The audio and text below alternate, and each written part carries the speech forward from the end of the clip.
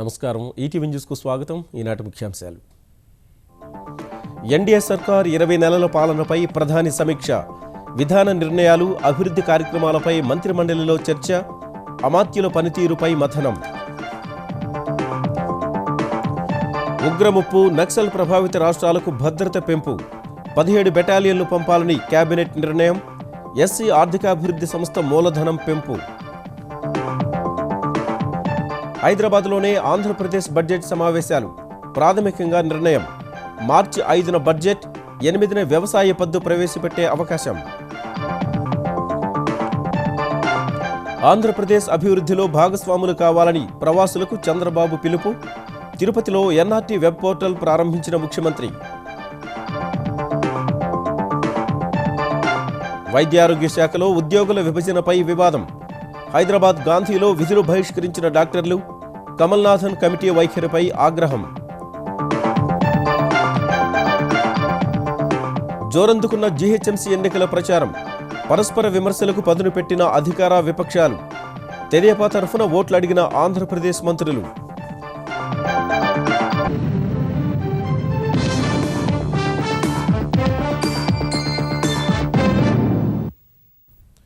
NDA సర్కార్ 20 నెలల పాలనను పూర్తి చేసుకున్న వేళ ఇప్పటి వరకు చేపట్టిన అనేక అభివృద్ధి, సంక్షేమ కార్యక్రమాలపై ప్రధాని నరేంద్ర మోదీ కేంద్ర మంత్రులతో సమీక్షిస్తున్నారు.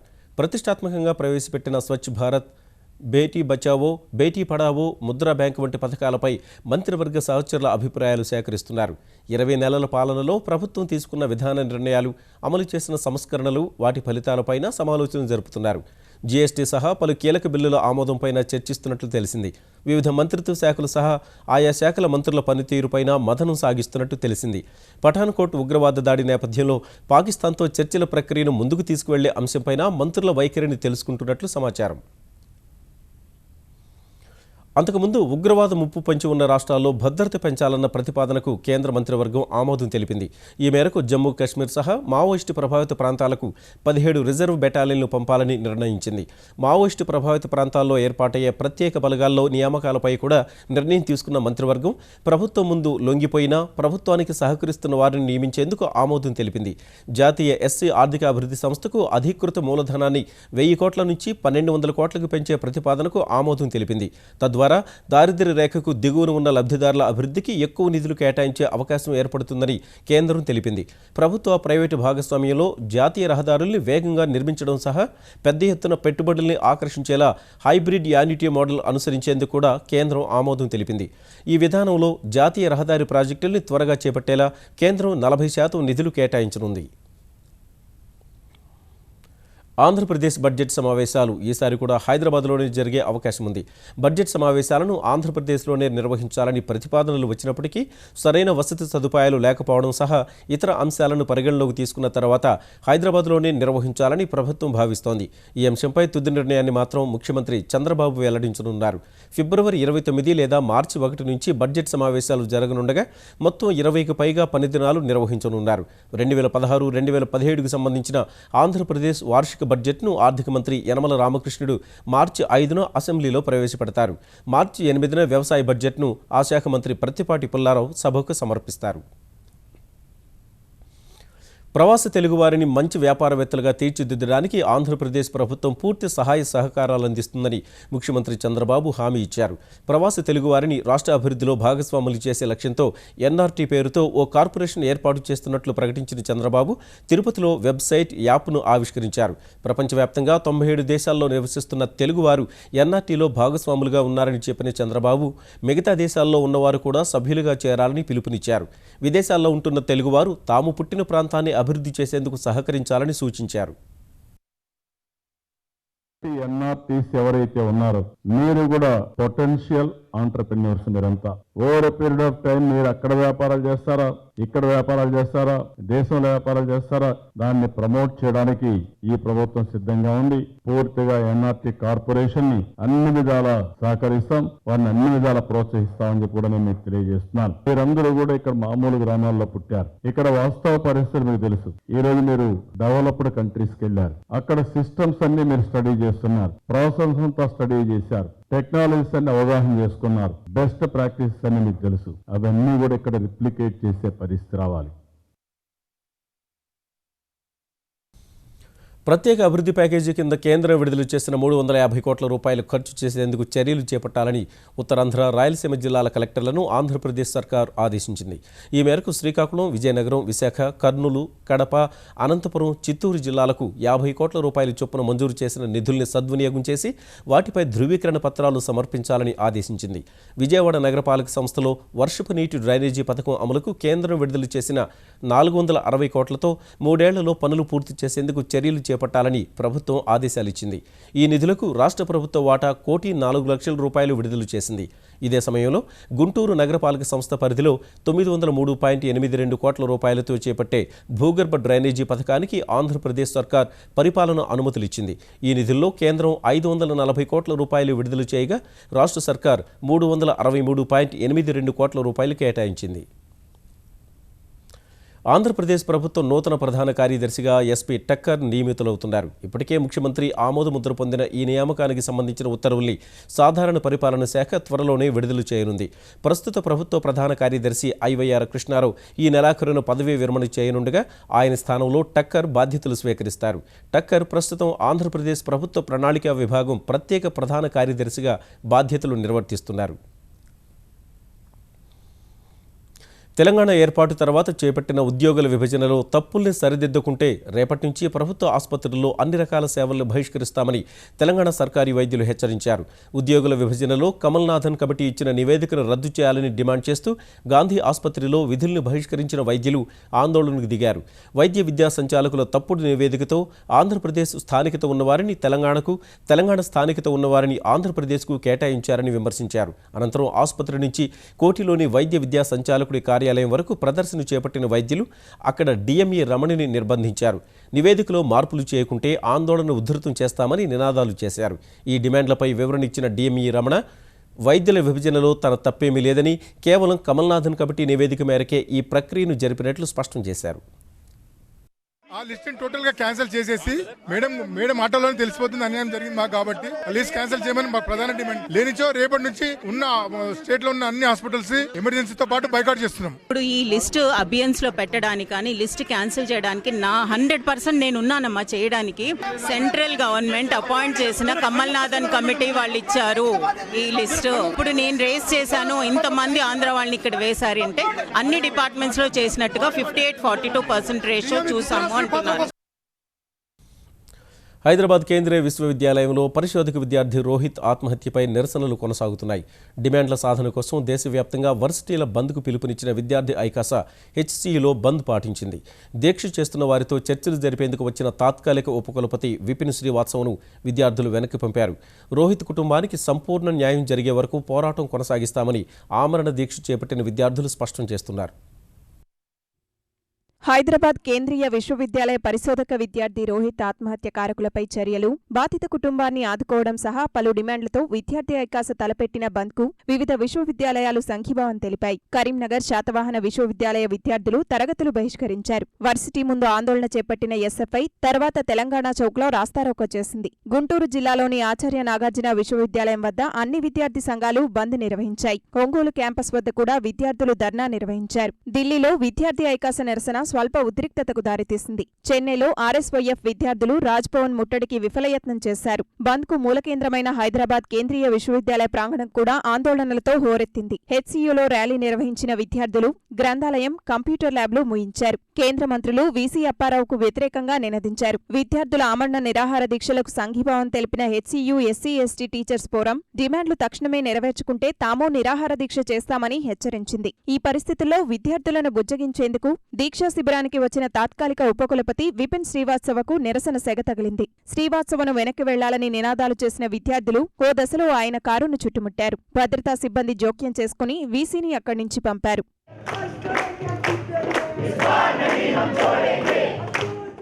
రోహిత్ ఆత్మహత్య కారకులపై ఇంతవరకు చర్యలు చేపట్టలేదంటూ కాంగ్రెస్ నేత, రాజ్యసభ సభ్యుడు వి హనుమంతరావు ట్యాంక్ బండ్పై ఉన్న అంబేద్కర్ విగ్రహం వద్ద గంటసేపు మౌనదీక్ష చేపట్టారు. రోహిత్ మరణం వెనుక ఉన్న నిజాలను నిగ్గు తేల్చాలని కోరుతూ అఖిల భారత విద్యార్థి పరిషత్ దేశవ్యాప్తంగా ఉద్యమం చేయాలని నిర్ణయించింది. రోహిత్ మరణం వెనుక ఉన్న కుట్రను ఛేదించి పూర్తి స్థాయిలో న్యాయ విచారణ చేయాలని డిమాండ్ చేసిన ఏబీవీపీ జాతీయ ప్రధాన కార్యదర్శి వినయ్ బిద్రే ఈ విషయంలో ప్రజలను జాగృతం చేయడానికి ఫిబ్రవరి 7 వరకు దేశవ్యాప్తంగా పలు విశ్వవిద్యాలయాల్లో ఉద్యమం చేపట్టాలని కోరారు. ఆయా యూనివర్సిటీల్లో కరపత్రాల పంపిణీ, సెమినార్లు, గేట్ సమావేశాలు, బహిరంగ చర్చలు నిర్వహించాలని నిర్ణయం తీసుకున్నట్లు వినయ్ బిద్రే తెలిపారు. आज भी हैदराबाद सेंट्रल यूनिवर्सिटी में 100 के ज़्यादा वहाँ के और रहने वाला छात्रावास के रहने वाला नहीं है. दे were all non borders.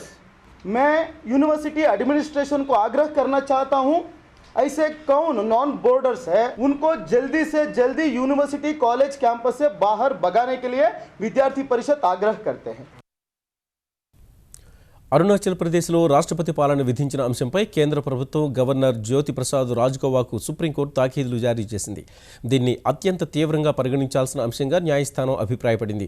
Arunachal ప్రదేశ్లో రాష్ట్రపతి పాలన విధించడాన్ని సవాల్ చేస్తూ కాంగ్రెస్ పార్టీ దాఖలు చేసిన పిటిషన్పై విచారణ చేపట్టిన జస్టిస్ కెహర్ నేతృత్వంలోని 5 సభ్యుల సుప్రీంకోర్టు ధర్మాసనం శుక్రవారంలోగా వివరణ ఇవ్వాలని కేంద్రం గవర్నర్ను ఆదేశించింది. రాజ్యాంగ సంక్షోభం తలెత్తినందునే రాష్ట్రపతి పాలనకు సిఫార్సు చేసినట్లు అరుణాచల్ గవర్నర్ తరఫు న్యాయవాది వివరించగా తక్షణం ఆ నివేదిక అందించాలని స్పష్టం చేసింది. అంతకుముందు రాజ్యాంగ ధర్మాసనానికి సిఫార్సు చేసిన ఈ కేసుపై తక్షణం విచారణ చేపట్టాలన్న కాంగ్రెస్ తరఫు న్యాయవాదుల విజ్ఞప్తిని ధర్మాసనం అంగీకరించింది. ఈ పిటిషన్ను అరుణాచల్ వివాదంపై దాఖలైన పిటిషన్లతో కలిపి రాజ్యాంగ ధర్మాసనం విచారిస్తుందని పేర్కొంది. అయితే రాష్ట్రపతి పాలన విధించేందుకు దారితీసిన పరిస్థితుల్ని 2 రోజుల్లోగా వివరించాలని కేంద్రం గవర్నర్ను ఆదేశిస్తూ తదుపరి విచారణను ఫిబ్రవరి 1కు వాయిదా వేసింది. గ్రేటర్ హైదరాబాద్ ఎన్నికల ప్రచారంలో అధికార విపక్షాల నేతలు పోటాపోటీగా దూసుకువెళ్తున్నారు. ఇంటింటి ప్రచారంతో పాటు రోడ్ షోలు, బహిరంగ సభలతో తెరాస తరఫున మంత్రులు జోరు మరింత పెంచగా తెలుగుదేశం, భాజపా కూటమి సైతం అధికార పార్టీకి ధీటుగా ప్రచారం కొనసాగిస్తోంది. కాంగ్రెస్ నేతలు కూడా తమ అభ్యర్థుల గెలుపు కోసం తీవ్రంగా శ్రమిస్తున్నారు. హైదరాబాద్ మహానగర పాలక సంస్థ ఎన్నికలకు గడువు దగ్గర పడుతున్న కొద్దీ ప్రధాన పార్టీలు ప్రచార జోరు పెంచాయి. అధికార తెరాస నేతలు, మంత్రులు అన్ని డివిజన్లలో విస్తృత ప్రచారం చేస్తున్నారు. గన్ ఫౌండరీ తెరాస అభ్యర్థి మమత తరపున ఉప ముఖ్యమంత్రి మహమూద్ అలీ, కోటి, ఇసామియా బజార్, సుల్తాన్ బజార్ దుకాణదారులను ఓట్లు అభ్యర్థించారు. తార్నాకలో మంత్రి పద్మారావు గల్లీలను చుట్టేశారు. ఖైరతాబాద్ తెరాస అభ్యర్థి విజయారెడ్డి ఎమ్మెల్యే ప్రశాంత్ రెడ్డితో కలిసి చికెన్ కొడుతూ ఓటర్లను ఆకట్టుకునే ప్రయత్నం చేశారు. గోషామహల్ తెరాస అభ్యర్థి ముఖేష్ సింగ్ ద్విచక్ర వాహనాలు గాలి నింపుతూ పండ్లు అమ్ముతూ ఓటర్లను ఆకట్టుకున్నారు. రాజేంద్రనగర్ పరిధిలోని అత్తాపూర్, మైలార్దేవిపల్లిలో మంత్రి కేటీఆర్ రోడ్ షో నిర్వహించారు. హైదరాబాద్కు కేంద్రం నిధులు తెచ్చే సత్తా తమకే ఉందన్న తెలుగుదేశం నేత లోకేష్ వ్యాఖ్యలపై వ్యంగ్యాస్త్రాలు సంధించారు. చంద్రబాబు నాయుడు గారి కుమారుడు, మా సోదరుడు లోకేష్ చెప్తా ఉన్నాడు, మాకే ఓటేయండి, కేంద్రంలో మేమే అధికారంలో ఉన్నాం, హైదరాబాద్ను మేమే అభివృద్ధి చేస్తామని తమ్ముడు చెప్తుంటే నవ్వాలో ఏడవాలో తెలవడం లేదు. అమరావతికి మీ సొంత రాజధానికే 1 పైసా తెచ్చుకోలేని అసమర్థులు మీరు హైదరాబాద్కు మేము డెవలప్ చేస్తాము, మేము కేంద్రం నుంచి నిధులు తెస్తామంటే హైదరాబాద్ ప్రజలు అమాయకులు కాదు. తెలుగుదేశం, భాజపా కూటమి కూడా ప్రచారాన్ని ముమ్మరం చేసింది. నాంపల్లి పరిధిలోని రెడ్ హిల్స్, మల్లేపల్లిలో కేంద్ర మంత్రి దత్తాత్రేయ జీపు, స్కూటర్పై ప్రచారం చేశారు. భాజపా తెలంగాణ అధ్యక్షుడు కిషన్ రెడ్డి కూడా పాతబస్తీలో విస్తృతంగా పర్యటిస్తూ తెరాస సర్కార్పై విమర్శలు కొనసాగించారు. తెలుగుదేశం తరపున ఆ పార్టీ జాతీయ ప్రధాన కార్యదర్శి లోకేష్ ఇప్పటికే ప్రచారం నిర్వహిస్తుండగా ఆంధ్రప్రదేశ్ మంత్రులు, కీలక నేతలు కూడా రంగంలోకి దిగారు. గడ్డి అన్నారం తెదేపా అభ్యర్థి గంటా కృష్ణయాదవ్ తరపున ఏపీ మంత్రి సిద్ధా రాఘవరావు, చర్లపల్లి తెదేపా అభ్యర్థి మల్లేష్ తరపున మరో మంత్రి రావెల కిషోర్ బాబు ప్రచారం నిర్వహించారు. ముసాపేట తెదేపా అభ్యర్థి తరపున శ్రీకాకుళం ఎంపీ రామ్మోహన్ నాయుడు గడప గడపకు వెళ్లి మద్దతునివ్వాలని కోరారు. జూబ్లీహిల్స్ పరిధిలోని డివిజన్లలో రోడ్ షోలు కొనసాగించిన లోకేష్ మంత్రి కేటీఆర్ వ్యంగ్యాస్త్రాలను తిప్పికొట్టారు. అయ్యా, ఆంధ్ర రాష్ట్ర అభివృద్ధి గురించి మీరు మాకు చెప్పాల్సిన అవసరం లేదు. అమరావతిని ఎలా అభివృద్ధి చేయాలో తెలుగుదేశం పార్టీకి తెలుసు. నేను ఇక్కడ మిమ్మల్ని అడిగేది ఒకటే, కేటీఆర్ గారు, గత 20 నెలల నుంచి మీరెందుకు హైదరాబాద్కి ఏం చేశారో చెప్పట్లేదు. మాయ మాటలు చెప్పి తప్పించుకునే పార్టీకి ఓటేస్తామా, లేదంటే 3 దశాబ్దాలుగా చేసి చూపించిన పార్టీకి ఓటేస్తామా అని దయచేసి మనం ఆలోచించాల్సిన అవసరం ఉంది. కాంగ్రెస్ పార్టీ కూడా ప్రచారం ముమ్మరం చేసింది. సికింద్రాబాద్ సర్కిల్ తార్నాక డివిజన్ నుంచి రెండోసారి పోటీ చేస్తున్న మాజీ మేయర్ బండా కార్తికారెడ్డి ఇంటింటి ప్రచారాన్ని కొనసాగిస్తున్నారు. హైదరాబాద్ శివారు పటాన్చెరు డివిజన్లో అభ్యర్థి శంకర్ యాదవ్తో కలిసి మాజీ ఎంపీ పొన్నం ప్రభాకర్ విస్తృత ప్రచారాన్ని చేపట్టారు. ముషీరాబాద్ డివిజన్లో కాంగ్రెస్ నుంచి పోటీ చేస్తున్న టి నాగమణికి మద్దతుగా ఎంపీ నంది మల్లయ్య, మాజీ ఎమ్మెల్యే ఏ కోదండరెడ్డి ఓట్లు అభ్యర్థించారు. హైదరాబాద్లో TUWJ సంఘం నిర్వహించిన మీట్ ది ప్రెస్ లో పాల్గొన్న కాంగ్రెస్ తెలంగాణ కార్యనిర్వాహక అధ్యక్షుడు భట్టి విక్రమార్క తెరాస నేతల వైఖరిపై విమర్శలు సంధించారు. ఆనాడు వేరే ప్రాంతాల్లో హేట్రెడ్ విధానంతో మాట్లాడితే ఓట్లు పడతాయి అనుకున్నప్పుడు జాగో బాగో అని చెప్పి ఆ తర్వాత అధికారంలోకి వచ్చిన తర్వాత ఇక్కడ ఉన్నటువంటి కాలనీస్ పైన రాత్రి జేసీబీలను పంపి ఇళ్లను కూల్చివేసినటువంటి సంఘటనలన్నింటినీ కూడా నేను ఎందుకు గుర్తు చేస్తా ఉన్నానంటే ఆనాడు ఆ పరిసర ప్రాంతాల్లో ఉన్నటువంటి ఓట్లు వీళ్ళని తిడితే ఓట్లు వస్తాయి ఆలోచనతో చేసినటువంటి ముఖ్యమంత్రి ఆ కుటుంబ సభ్యులు ఈ రోజు గ్రేటర్ హైదరాబాద్ లో పరి ప్రాంతాల నుంచి ఇక్కడ వచ్చి నివాసం ఉంటున్నటువంటి వ్యక్తుల్ని మచ్చగా చేసుకోకపోతే పాలనా పగ్గాలు నా చేతికి రావేమన్నటువంటి ఆలోచనతోనే దాన్ని మార్చి మళ్ళీ తిరిగి కొత్త నినాదాన్ని దారితీశారు. వచ్చే నెల 2న జరిగే GHMC ఎన్నికల పోలింగ్ కోసం ఏర్పాట్లు ముమ్మరం చేసినట్లు వెల్లడించిన ప్రత్యేక అధికారి జనార్దన్ రెడ్డి, పోలింగ్ కేంద్రాల్లో 70% మౌలిక సదుపాయాలు పూర్తి చేశామని, 2-3 రోజుల్లో అన్ని ఏర్పాట్లు చేస్తామని తెలిపారు. 2500 మంది ఇంజనీరింగ్ విద్యార్థులకు వెబ్కాస్టింగ్లో శిక్షణ ఇస్తున్నట్లు వెల్లడించారు. తెలంగాణలో త్వరలోనే DSC షెడ్యూల్ విడుదల చేస్తామని తెలంగాణ ఉప ముఖ్యమంత్రి కడియం శ్రీహరి పునరుద్ఘాటించారు. 1998, 2002తో పాటు గతంలో DSCకి ఎంపికై ఉద్యోగాలు పొందని అభ్యర్థుల అంశంపై త్వరలో నిర్ణయం ప్రకటిస్తామన్న ఆయన అభ్యర్థుల వివరాలు సేకరించడంతో పాటు ఉద్యోగాలు ఇవ్వాలని సూత్రప్రాయ నిర్ణయం తీసుకున్నట్లు చెప్పారు. ఇందుకు సంబంధించి న్యాయ సలహా కూడా తీసుకుంటున్నామన్న కడియం విశ్వవిద్యాలయాలకు ఉపకులపతుల నియామకానికి సంబంధించిన ప్రక్రియ కొనసాగుతుందని వెల్లడించారు. గతంలో నిర్వహించబడిన డిఎస్సీలలో క్వాలిఫై అయ్యుండి వివిధ కారణాల వలన మిగిలిపోయిన విద్యార్థులు ఎవరైతే ఉన్నారో అభ్యర్థులు ఎవరైతే ఉన్నారో వాళ్ళ వివరాలన్నీ కూడా సేకరించాం. లీగల్ ఎక్సైజ్ జరుగుతున్నది. ప్రభుత్వ పరంగా క్వాలిఫై అయ్యి మిగిలిపోయిన అభ్యర్థులను ఉద్యోగాలు ఇవ్వాలనే సూత్రప్రాయమైన నిర్ణయానికి ప్రభుత్వం వచ్చింది. 13 ఫిబ్రవరి నాడు ప్రధానమంత్రి గారు వచ్చే అవకాశం ఉన్నట్టుగా తెలిసింది. ట్రైబల్ యూనివర్సిటీకి, కాలోజీ హెల్త్ యూనివర్సిటీకి, టెక్స్టైల్ పార్క్ కూడా ఫౌండేషన్ వేయాలనే ఆలోచన కూడా ఉన్నది. పార్కుల ఆక్రమణల కేసులో విచారణకు హాజరు కానందుకు తెలంగాణ ప్రభుత్వ ప్రధాన కార్యదర్శి రాజీవ్ శర్మ, GHMC కమిషనర్ జనార్దన్ రెడ్డిలపై జాతీయ హరిత ట్రైబ్యునల్ అరెస్టు వారెంట్ జారీ చేసింది. చందానగర్, రాజేందర్ రెడ్డి నగర్లోని ఓ లేఅవుట్లో పార్కుల కోసం వదిలిన ఖాళీ స్థలాలను తెలంగాణ రవాణా శాఖ మంత్రి మహేందర్ రెడ్డి కుటుంబీకులు ఆక్రమిస్తున్నారంటూ జనం కోసం అనే సంస్థ దాఖలు చేసింది. ఈ పిటిషన్పై విచారణ జరిపిన జాతీయ హరిత ట్రైబ్యునల్ అక్కడి పరిస్థితులపై పూర్తి వివరాలు సమర్పించాలని గతంలో తెలంగాణ ప్రభుత్వ ప్రధాన కార్యదర్శి, GHMC కమిషనర్లకు నోటీసులు ఇచ్చింది. ఈ మేరకు గత వాయిదాలో నివేదిక సమర్పించనందున వ్యక్తిగతంగా విచారణకు హాజరు కావాలని CS, GHMC కమిషనర్లను ట్రైబ్యునల్ ఆదేశించింది. ఈ ఆదేశాల అనుసారం ఇవాళ హాజరు కానందుకు ఇద్దరిపై అరెస్టు వారెంట్ జారీ చేసింది. తెలంగాణ ప్రభుత్వం ప్రతిష్టాత్మకంగా నిర్మించ తలపెట్టిన కాళేశ్వరం బ్యారేజీ పనుల్ని వేగవంతం చేసింది. ఫిబ్రవరి చివరి వారంలో ప్రాజెక్టు పనులకు ముఖ్యమంత్రి కేసీఆర్తో శంకుస్థాపన చేయించేందుకు చర్యలు ప్రారంభించామని నీటిపారుదల శాఖ OSD దేశపాండే చెప్పారు. మేడిగడ్డ బ్యారేజ్ వల్ల ముంపునకు గురయ్యే మహారాష్ట్రలోని పోచంపల్లి, వడిగం, లంబడిపల్లి, పెంటిపాక గ్రామాల్లో అధికారుల బృందంతో సర్వే నిర్వహించామన్న ఆయన ముంపు తక్కువగా ఉండేలా చర్యలు తీసుకుని ప్రాజెక్టు పనులు చేపడతామన్నారు. మేడిగడ్డ ప్రాజెక్టుపై మహారాష్ట్ర, తెలంగాణ సరిహద్దు గ్రామాలు నిరసన గళమెత్తాయి. ఇటీవల సరిహద్దుల్లో సర్వేకి వెళ్లిన తెలంగాణ అధికారుల బృందానికి వ్యతిరేకంగా ఆందోళన చేసిన ముంపు బాధితులు ఇవాళ గడ్చిరోలి జిల్లా సిరోంచు తహసీల్దార్ కార్యాలయం వద్ద ప్రదర్శన నిర్వహించారు. 21 గ్రామాలను ముంపునకు గురిచేసే మేడిగడ్డ ప్రాజెక్టు నిర్మాణానికి ఎట్టి పరిస్థితుల్లో అంగీకరించబోమని నినదించారు. ప్రాజెక్టుకు అనుకూలంగా వ్యవహరిస్తున్న మహారాష్ట్ర గవర్నర్ విద్యాసాగర్ రావును పదవి నుంచి తొలగించాలని డిమాండ్ చేశారు. రైల్వే పెండింగ్ ప్రాజెక్టులు త్వరితగతిన పూర్తి చేసేందుకు కేంద్ర ప్రభుత్వం కొత్త తరహా విధానానికి శ్రీకారం చుట్టింది. కేంద్ర, రాష్ట్ర ప్రభుత్వాల వాటా కలుపుతూ పెండింగ్ ప్రాజెక్టులను పూర్తి చేసేందుకు సిద్ధమైంది. ఈ విధానంలో 51% వాటా రాష్ట్ర ప్రభుత్వానికి కాగా 49% రైల్వే శాఖ భరిస్తుంది. ఇదే నిష్పత్తిలో వచ్చేటువంటి ఆదాయాన్ని పంచుకోవాలని ఆంధ్రప్రదేశ్ ప్రభుత్వం, రైల్వే శాఖ మధ్య అవగాహన ఒప్పందం కుదిరింది. ఈ సందర్భంగా పెండింగ్ ప్రాజెక్టుల వివరాలను ఆంధ్రప్రదేశ్ అధికారులు రైల్వే శాఖకు అందించారు. ప్రధానంగా రాజధాని అమరావతిని అనుసంధానం చేస్తూ రైల్వే లైన్ నిర్మాణం, గుంటూరు, నడికుడి, కొవ్వూరు, నరసాపురం, విజయవాడ, గుంటూరు లైన్ల అభివృద్ధికి తగిన ప్రణాళికలు రూపొందించేలా ఒప్పందం కుదుర్చుకున్నారు. విజయవాడలోని ముఖ్యమంత్రి కార్యాలయానికి సందర్శకులు పెద్ద సంఖ్యలో తరలివచ్చి సమస్యలు నేరుగా చంద్రబాబుకు వివరించారు. వాటిని సావధానంగా ఆలకించడం సహా అర్జీలను స్వయంగా స్వీకరించిన చంద్రబాబు అక్కడిక్కడే పరిష్కరిస్తూ అధికారులకు ఆదేశాలిచ్చారు. పశ్చిమ గోదావరి జిల్లా నల్లజర్ల మండలం దోబచెర్లలో పరిశ్రమలు వస్తే నష్టపోతామని రైతులు వివరించగా పరిశ్రమలు వస్తేనే అభివృద్ధి సాధ్యమవుతుందని వారికి ముఖ్యమంత్రి నచ్చజెప్పారు. గుంటూరు జిల్లా న్యూజిలాండ్ల మండలం లక్ష్మీపురం నుంచి వచ్చిన మహేశ్వరరెడ్డి బ్రెయిన్ ఫీవర్తో బాధపడుతూ సాయం కోరగా చికిత్సకు చంద్రబాబు 3 లక్షల రూపాయలు మంజూరు చేశారు. చిత్తూరు జిల్లా కుప్పం నియోజకవర్గం మారువాడ గ్రామానికి చెందిన దొరస్వామి అనే యువకుడు క్యాన్సర్తో బాధపడుతుండగా చికిత్సకు 2 లక్షలు మంజూరు చేశారు. కడప జిల్లా బద్వేల్ ప్రాంతానికి చెందిన బి లక్ష్మీదేవి సుబ్బమ్మలు పేదరికంతో ఇల్లు గడవని పరిస్థితి ఉండగా వారికి 25,000 అందించాలని చంద్రబాబు అధికారులకు సూచనలు ఇచ్చారు. ప్రకాశం జిల్లా పొదిలికి చెందిన వెలుగొండయ్యకు 30,000, పేద ముస్లిం బాలిక మహమ్మద్ మునిసా శస్త్రచికిత్స కోసం 25,000 మంజూరు చేశారు. ఉగ్రవాదులుగా అనుమానిస్తున్న 4 వ్యక్తుల్ని ఆంధ్రప్రదేశ్ పోలీసులు అదుపులోకి తీసుకున్నట్టు తెలుస్తోంది. ఒడిశా నుంచి ఆంధ్రప్రదేశ్లోకి ప్రవేశించిన ఈ అనుమానితుల్ని విశాఖ సమీపంలోని నాతవలస వద్ద అదుపులోకి తీసుకున్నట్లు సమాచారం. 2 రోజుల క్రితం భువనేశ్వర్లోని ఓ హోటల్లో బస చేసి తమను తాము ఇరాకుకు చెందిన వ్యక్తులుగా చెప్పుకున్న అనుమానితులు గుర్తింపు కార్డులు, పాస్పోర్ట్లు అడిగేసరికి పరారైనట్లు వెల్లడైంది. ఢిల్లీ రిజిస్ట్రేషన్కు చెందిన వాహనంలో ఆంధ్రప్రదేశ్ సరిహద్దులకు పరారైనట్లు గుర్తించిన ఆ రాష్ట్ర పోలీసులు ఏపీ అధికారులకు సమాచారం అందించినట్టు తెలుస్తోంది.